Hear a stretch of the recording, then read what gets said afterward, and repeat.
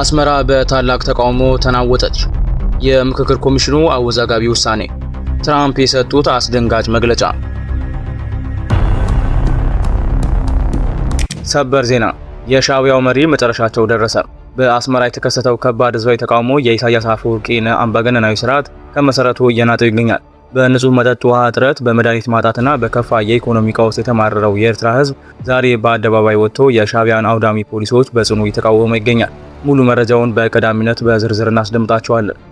በሌላ በኩል የአዲስ አበባ ስም ፊንፊኔ ተብሎ በህገ መንግስቱ እንዲሰፍርና እንደ መርካቶና ካዛንቺስ ያሉ ታሪካዊ ስሞች ከወራሪዎች የመጡ በመሆናቸው በአፋጣኝ እንዲቀየሩ የሚጠይቅ እጅግ አከራካሪ ምክረ ሀሳብ በሀገራዊ የምክክር ኮሚሽን መድረክ ላይ ቀረበ።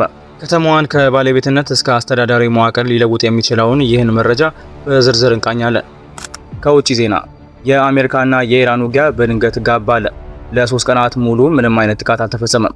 ፕሬዚዳንት ትራምፕ ከኤርፎርስ ዋን አውሮፕላናቸው ሆነው እጅግ ወዳጅነት የተሞላባቸው ድርድሮች እየተደረጉ ነው ሲሉ ዓለምን አነጋገሩ። ዝርዝሩን ይዘናል፣ አብራችሁን ቆዩ። ሰላም ውድ ቤተሰቦች እንደምን አላችሁ? ይህ ዜና ላፍታ ነው። ቪዲዮውን ላይክ በማድረግ ጀምሩ ያን ወደ ዝርዝር ዜናዎቹ አለፍን። ሰበር ዜና፣ ሀገራችንን እያፈረሷት ነው። በቀድሞ የሻዕቢያ ታጋይ የተጋለጠው መራራ እውነታና በአስመራ የተከሰተው ታሪካዊ ህዝባዊ እምቢተኝነት አስመራን ጨምሮ በመላው ኤርትራ ከባድና ሰብአዊ ቀውስ ያስከተለ አዲስ ውጥረት ተከሰተ። የሻዕቢያ አምባገነናዊ ፖሊሲ ሀገሪቱን ከዚህ በፊት ታይቶ ወደማያውቅ ማጥ ውስጥ እየከተታት መሆኑ በግላጭ እየተጋለጠ ይገኛል። ነጋ ጠባ የጎረቤት ሀገሮችን ውድቀት ብቻ የሚዘግቡት የስርዓቱ የፕሮፓጋንዳ ሚዲያዎች በራሷ በኤርትራ ምድር የተንጣለለውን ይህንን መሬት የነካ አስደንጋጭ ቀውስ ፍጹም ዘንግተውታል። ይሁን እንጂ የሀቅ መረጃዎች ከውስጥም ከውጭም እየፈነዱ ነው። የቀድሞ የሻዕቢያ ታጋይና በአሁኑ ወቅት በኖርዌይ ዩኒቨርሲቲ ታዋቂ ተመራማሪ የሆኑት መሐመድ ከይር ኡመር ስለ ሀገሪቱ አሁናዊ መራራ እውነታ ያጋሩት መረጃ አጠቃላይ ቀጠናውን እያነጋገረ ይገኛል። ተመራማሪው ያነሱት አንገብጋቢ ጉዳይ ፕሬዚዳንት ኢሳያስ አፈወርቂ በገዛ አምሳላቸው ጠፍጥፈው የሰሯት ሀገር በገዛ እጃቸው እያፈረሷት ይሆን የሚል ከባድ ጥያቄን በአንባቢያን አእምሮ ላይ ይጭራል።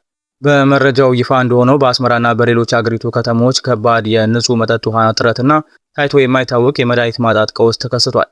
በዚህም የተነሳ በዋና ዋና የአስመራ መንገዶችና አደባባዮች ላይ ህዝባዊ ተቃውሞችና አሳቢዎች እያገረሹ ይገኛሉ። ህዝቡም የዚህ ሁሉ መክሰፍት መንስኤ የሻዕቢያ የተሳሳተ ፖሊሲ መሆኑን በአደባባይ መናገር ጀምሯል። ተመራማሪው መሐመድ ከይር በኤርትራ በተለይም በአስመራ ነገሮች ሁሉ የመፈራረስ አዝማሚያ እያሳዩ ነው በማለት አጽንኦት ሰጥተው ይናገራሉ። የከተማዋ የውሃ ቀውስ ከዕለት ወደ ዕለት የተባባሰ በመምጣቱ ምስኪን ነዋሪዎች በግል የውሃ ቦቴዎች የሚቀርበውን ጨዋማና ለጤና አደገኛ የሆነ ውሃ በከፍተኛ ዋጋ ለመግዛት ተገደዋል። ከዚህ ቀደም አንድ በርሜል ውሃ ለማግኘት 15 ናቅፋ ብቻ የሚጠይቅ የነበረ ቢሆንም ዛሬ ላይ ያም ውሃ ቢገኝ ለመጠጥ፣ ለምግብ ማብሰያ፣ ለመታጠቢያ፣ ለልብስ እጥበትና ለቤት ማጽጃ በአንድነት መብቃት አለበት። ይህ አስገዳጅ እውነታ ደግሞ ለብዙሃኑ ኤርትራውያን ከሰው አቅም በላይ ሆኖባቸው ይገኛል። ከውሃ እጥረት ባሻገር ለሰዓታት የሚመላለሰውና ማብቂያ የሌለው የኤሌክትሪክ መቆራረጥ የዕለት ተዕለት ህይወትን ሙሉ በሙሉ በማስተጓጎል መሰረታዊ አገልግሎቶችን ከጥቅም ውጭ ያደርጓቸዋል። ህዝቡ ከባድ የኑሮ ውድነትና የኢኮኖሚ ውድቀት ውስጥ ወድቆ ሳለ የስርዓቱ ጦርነትና ግጭትን የማነሳሳት ፍላጎት ግን ከቀን ወደ ቀን እጅግ እየጨመረ መምጣቱ ለዜጎች ተጨማሪ ስቃይ ሆኗል። በሀገሪቱ የተከሰተው አሁናዊ አሳዛኝ ቀውስ በዚህ ብቻ ያበቃ። ከዚህ ባለፈ አሰቃቂ የሚባል የመድኃኒት እጥረት በሆስፒታሎችና በክሊኒኮች ተከስቷል። እንደ ፓራስታሞል ያሉ እጅግ ተራ የተባሉ የህመም ማስታገሻዎች እንኳን በአስመራ በክምችት የሚቀመጡ የቅንጦት እቃዎች ሆነዋል። አብዛኛውን ጊዜም ከውጭ ሀገር በሚመጡ ዘመዶች አማካኝነት በስውር ወደ ሀገር ውስጥ እንዲገቡ ይደረጋል። በዛሬው ዕለት በኤርትራ ጥቂት ክኒኖችን በቤት ውስጥ ማግኘት እንደተለመደ ነገር ሳይሆን እንደ ትልቅ እድል የሚቆጠርበት አሳዛኝ ደረጃ ላይ ተደርሷል።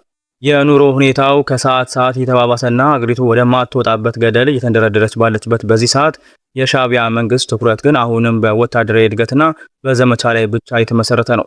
ለብዙ አሸናፊና ታጋይ ለነበሩ ኤርትራውያን የሀገራቸው ትልቁና የአሁኑ ስጋት ውጫዊ ጠላት ሳይሆን ራሱ የኢሳያስ አፈወርቂ አውዳሚ ፖሊሲዎች እንደሆኑ ተመራማሪው መሐመድ ከይር በመረጃ አስረድተዋል። እርስዎም በዚህ መረጃ ላይ ያሉትን ማንኛውም ሀሳብና አስተያየት በኮሜንት ሴክሽን ላይ እንዲያጋሩን እየጋበዝን አሁን በቀጥታ ወደ ቀጣዩ ዜና እንለፍ። የመርካቶና ካዛንቺስ ስም ይቀየር፣ አዲስ አበባ ፊንፊኔ ተብላ ትጠራ። የምክክር ኮሚሽኑ አወዛጋቢ ውይይትና አዳዲስ ምክረ ሀሳቦች። በኢትዮጵያ ሀገራዊ የምክክር ኮሚሽን መድረክ ላይ የአዲስ አበባን ባለቤትነት ሰፊ ጥያቄዎች፣ የመንግስት ስርዓተ ቅርጽና አከራካሪ ሀገራዊ ጉዳዮች ላይ ያተኮሩ እጅግ ስስና ትኩስ ምክረ ሀሳቦች ለተመካካሪዎች ይፋ መደረጋቸው ተሰምቷል። በዛሬው ዕለት በተካሄደው ውይይት ከቀረቡት አንኳር ነጥቦች መካከል የአዲስ አበባን ስያሜና አስተዳደራዊ መዋቅር ከመሰረቱ የሚቀይሩ ሀሳቦች የተነሱ ሲሆን በተለይም ከተማዋ አዲስ አበባ ወይም ፊንፊኔ በሚል ሁለገብ መጠሪያ በሕገ መንግስቱ እውቅና እንዲኖራት የቀረበው ጥያቄ አነጋጋሪ ሆኗል። ከዚህም በተጨማሪ እንደ መርካቶና ካዛንቺስ ያሉ ታሪካዊ ሰፈሮች በወራሪዎች የወጡ ስሞች በመሆናቸው በአፋጣኝ እንዲቀየሩ የሚጠይቅ ጠንካራ ሀሳብ በውይይት ቡድኖች መቅረቡ የጉባኤውን መዘክር ይበልጥ አጠናክሮታል። በሌላ በኩል የከተማዋን አስተዳደራዊና የጸጥታ መዋቅር አስመልክቶ ሁለት ፍጹም የተቃረኑ ሀሳቦች መግፋታቸው ተመልክቷል። አንድም ወገን አዲስ አበባ ሙሉ በሙሉ የኦሮሚያ ክልል አካል በመሆን በዚሁ ክልል ጠቅላይ ፍርድ ቤትና የጸጥታ መዋቅር መተዳደር አለባት የሚል አቋም ሲያንጸባርቅ፣ በተቃራኒ ወገን ደግሞ ከተማዋ የፌዴራል መዲና ሆና በራሷ ፖሊሲና ገለልተኛ ፍርድ ቤት መተዳደር እንዳለባት አበክሮ ተሟግቷል። ከነዚህም ባሻገር የአገሪቱ ፕሬዝዳንታዊ ወይም ፓርላመንታዊ ስርዓተ ቅርጽ የህገ መንግስቱን አንቀጽ 39 ድንጋጌዎች መሻሻል ወይም መካተት እንዲሁም በሀገሪቱ አንድ ብቻ የፌዴራል የጸጥታ ኃይል እንዲኖር የሚሉ ተጨማሪ ክብደት ያላቸው ሀገራዊ ጉዳዮች በውይይቱ ላይ ተነስተው ሰፊ ክርክር እየተደረገባቸው ይገኛል። የምክክር ኮሚሽኑ እነዚህን መሰል ህዝባዊና ፖለቲካዊ ውዝግብ ሊያስነሱ የሚችሉ ርዕሰ ጉዳዮች ላይ የሚሰጠውን የመጨረሻ ውሳኔና የሂደቱን ቀጣይ መስተጋብር በጉጉት የሚጠብቀው ህዝብ ቁጥር እጅግ ከፍተኛ መሆኑን መገናኛ ብዙሃን እየዘገቡ ሲሆን አጠቃላይ የጉባኤው ሂደቶችና ተከታታይ ዜናዎች ይፋ ሲደረጉ ወዲያውኑ የምናደርሳችሁ ይሆናል።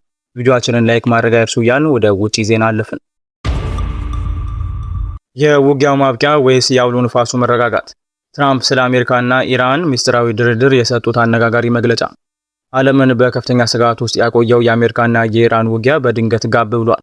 ለተከታታይ 3ኛ ቀናት ምንም አይነት ጥቃት ሳይለዋወጡ የቆዩት ሁለቱ ተፋላሚ ሀገራት አሁን ላይ እጅግ ወዳጅነት የተሞላባቸው ድርድሮች እያካሄዱ መሆናቸውን ፕሬዚዳንት ዶናልድ ትራምፕ ከኤርፎርስ ዋን አውሮፕላናቸው ሆነው ለዓለም አቀፍ ሚዲያዎች አብስረዋል።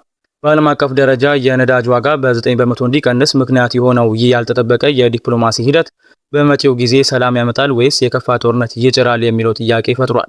የአሜሪካው ፕሬዝዳንት አንዳች መልካም ነገር እንዲፈጠር ትልቅ ተስፋ እንዳላቸው ቢገልጹም በቴህራን በኩል ግን ከዋሽንግተን ጋር የተደረገ ቀጥተኛ ድርድር የለም የሚል ተቃራኒ ምላሽ ተሰጥቷል። የአፍንጫን ሽታ የሚመስለው ይህን አስገራሚ የዲፕሎማሲ ኳስ ማቀባበል የጀመሩት አሸማጋይ ሀገራት ለንግግሩ የተሰጠውን ሌላ እድል ለመጠቀም ሲሆን ኢራንን በበኩሏ በሆርሙዝ ወሽመጥ ላይ አድርጋው የነበረውን ጥቃት አግታለች። ሆኖም ትራምፕ ንግግሩ ከከሸፈ አሜሪካ ወደ ቀድሞ የጥቃት ማዕበል ለመመለስ መቼም አትቸገርም በማለት ግልጽ የሆነ የኃይል ማሳሰቢያ አስተላልፈዋል። የጦር መሳሪያዎቻችን ክምችት እያለቀ ነው የሚሉትን ወሬዎች ሙሉ በሙሉ ውድቅ ያደረጉት ፕሬዝዳንት ትራምፕ ሀገራቸው ከአቅም በላይ የሆነ እጅግ ብዙ ዘመናዊ ተተኳሾችና ፓትሪዮትስ የተባሉ ጸረ ባላስቲክ ሚሳኤሎች በበቂ ሁኔታ እያመረተች መሆኑን አረጋግጠዋል።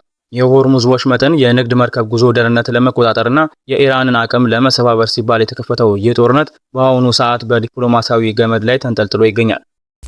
ውድ የዜና ላፍታ ቤተሰቦች የሰዓቱ መረጃዎቻችን ያደመጣችሁትን ይመስል ነበር። ስለተከታተላችሁን እያመሰገንን ቻናላችንን ሰብስክራይብ በማድረግ ቤተሰብ እንድትሆኑ እየጋበዝን በዚሁ ተሰናበትን። ጤና ይስጥልን።